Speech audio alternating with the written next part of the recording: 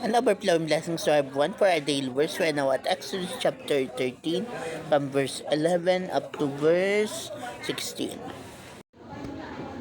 The Lord will give you the land of the Canaanites just as He promised you and your ancestors. From then on, you must give Him every firstborn son from your families and every firstborn male from your animals, because this belongs to Him.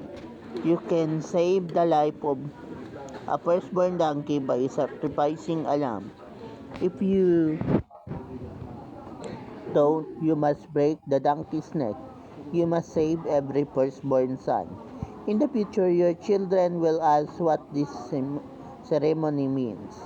Explain it to them by saying, "The Lord used His mighty power to rescue us from slavery in Egypt. The king stubbornly refused to set us free.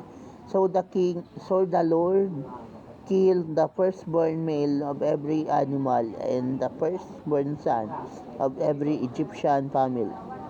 This is why we sacrifice to the Lord every firstborn male of every animal and save every firstborn son." This ceremony will serve the same purpose as a sign on your hand or on your forehead to tell how the Lord's mighty power rescued us from Egypt.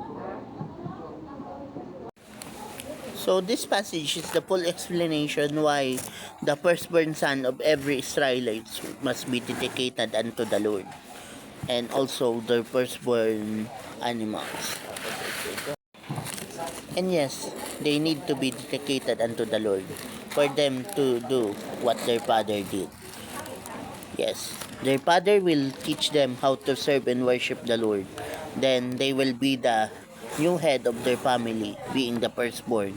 Then they will teach their next generation and their entire household how to do it. And that's what I call generational discipleship. And of course, the the patriarch of every family serve also as the representative of their family in the presence of the Lord, or in their synagogue. So that's it. So the firstborn son will teach their generation and the next generation how to serve the Lord and how to acknowledge His power and how to demonstrate their obedience to the Lord and do what the Lord tells them to do.